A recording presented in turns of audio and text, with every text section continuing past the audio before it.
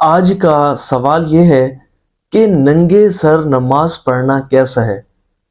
تو دیکھیں، اس کی تین صورتیں ہیں۔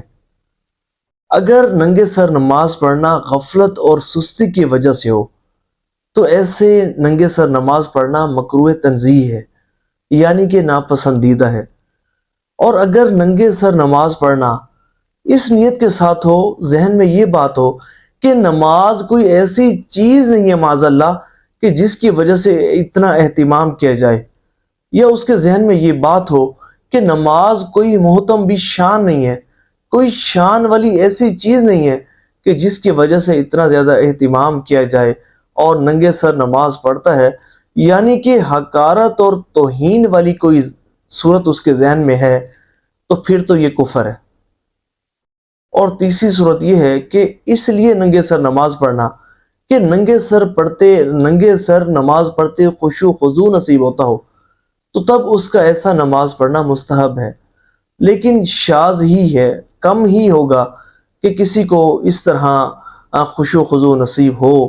دیکھیں، آج بڑے باری باری موبائل ہماری جیبوں میں ہوتے ہیں، 400 گرام کے، 500 گرام کے، لیکن ایک 20-30 گرام کی ٹوپی ہم جو ہے وہ اپنی جیب میں نہیں رکھ سکتے۔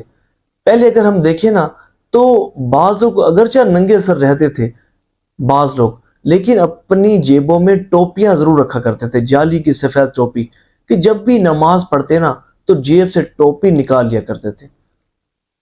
دیکھیں، ہر بارگاہ کے کچھ آداب ہوتے ہیں۔ دیکھیں، جب آپ کسی ایسے شخص کے پاس جائیں کہ جس کا تھوڑا سا بھی مقام و مرتبہ ہو، کوئی سٹیٹس ہو، تو بڑے اہتمام کے ساتھ آپ جاتے ہیں، بڑے اچھے ملبوسات پہن کر، پرفیوم عطر لگا کر آپ خود کو سجا سنوار کر جاتے ہیں۔ تو دیکھیں، اللہ تبارک و تعالی اس بات کا زیادہ حق رکھتا ہے کہ اس کے لیے زینت کو اختیار کیا جائے، اس کے لیے تواضع کو اختیار کیا جائے۔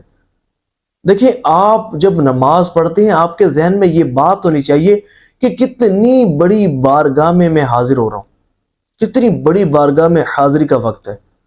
حضرت امام زین العابدین رضی اللہ تعالیٰ عنہ، جب آپ نماز کے لیے وضو کرتے تو آپ کا چہرے کا رنگ زرد ہو جاتا۔ تو کسی نے پوچھا، حضور آپ کا یہ وضو کے وقت چہرے کا رنگ زرد کیوں ہو جاتا ہے؟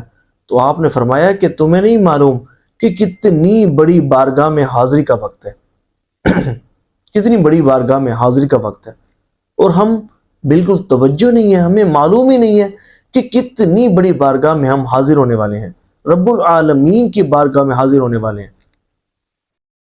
تو دیکھیں، ایسا نہ کیا کریں، جب بھی نماز پڑھیں خشوع و خضوع کے ساتھ آداب کو ملوز خاطر رکھتے ہوئے پڑھا کریں۔ دیکھیں، ہمارے بزرگان دین رحمہم اللہ المبین جب نماز کے لیے کھڑے ہوتے نا تو بڑے عمدہ لباس پہنا کرتے تھے، بڑے خود کو نا سجا سنوار کر کے میں اپنے رب کی بارگاہ میں حاضر ہونے والا ہوں۔ تو آج ہم ہیں کہ ٹوپی پہننا بھی نصیب نہیں ہوتا۔ دیکھیں، حضور نبی پاک علیہ الصلوۃ والسلام اور صحابہ کرام علیہم الرضوان جب بھی نماز پڑھتے تو ٹوپی پہن کر نماز پڑھتے، سر ڈھانپ کر نماز پڑھا کرتے تھے، امامہ شریف پہن کر نماز پڑھتے۔ ایک آج ہم ہیں کہ ننگے سر نماز پڑھنے میں کوئی آر محسوس نہیں کرتے۔ اور ایک بات جو دیکھی گئی ہے، بعض لوگ ٹوپی پہنتے تو ہیں، لیکن وہ ٹوپی پہنتے ہیں کہ جو مسجد میں رکھی ہوتی ہیں، پلاسٹک والی اور عجیب و غریب ٹوپیاں ہوتی ہیں۔ مجھے ذرا یہ بتائیں کہ جب وہ بندہ ٹوپی پہنتا ہے تو بتائیں خود کو کیسا عجیب نہیں محسوس کرتا ہوگا، اور دوسرے جو لوگ اسے دیکھتے ہوں گے کہ تصور کرتے ہوں گے کہ ایسا لگتا ہے کہ جیسے یہ بندہ کسی اور سیارے سے آیا ہے، کہ عجیب و غریب بندے کی شکل و صورت بن جاتی ہے۔ مجھے یہ بتائیں کہ اس پلاسٹک کی ٹوپی کو پہن کر کیا آپ بازار جا سکتے ہیں؟ کیا اس پلاسٹک کی ٹوپی کو پہن کر آپ کسی شادی کی تقریب میں جا سکتے ہیں، کسی بڑی محفل میں جا سکتے ہیں، کسی کی بارات یا ولیمے پر جا سکتے ہیں، کسی ایسی جگہ جا سکتے ہیں جہاں اچھی خاصی گیدرنگ ہو؟ نہیں جا سکتے نا۔ تو پھر رب کی بارگاہ میں ایسی ٹوپی پہن کر کیوں حاضر ہوتے ہیں؟ دیکھیں، ایسے نہ کیا کریں۔ اللہ تبارک و تعالیٰ کی بارگاہ میں جتنا زیادہ اہتمام کے ساتھ حاضر ہوں گے، جتنا زیادہ آداب کو ملوز خاطر رکھتے ہوئے حاضر ہوں گے، اتنی زیادہ آپ کی عبادت رب کریم کی بارگاہ میں مقبول بھی ہوگی، اور اتنا زیادہ آپ کو اجر بھی ملے گا، اور اتنا زیادہ اللہ تبارک و تعالیٰ اپنی بارگاہ میں آپ کو مقام و مرتبہ بھی عطا فرمائے گا۔ تو دعا ہے کہ اللہ کریم جو سنا اس پر عمل کرنے کی توفیق عطا فرمائے، ہمیں سر ڈھانپ کر آداب کو ملوذ خاطر رکھتے ہوئے خشوع خضوع کے ساتھ، کامل توجہ کے ساتھ، دل و دماغ کو حاضر رکھتے ہوئے نماز پڑھنے کی توفیق عطا فرمائے۔ ثواب کی نیت سے اس ویڈیو کو شیئر بھی کیجیے گا کہ جتنے بھی عاشقان رسول سنیں گے، عمل کریں گے، تو آپ کو بھی اس کا ثواب ملتا رہے گا۔ صلو علی الحبیب صلی اللہ تعالی علی محمد صلی اللہ علیہ وآلہ وسلم۔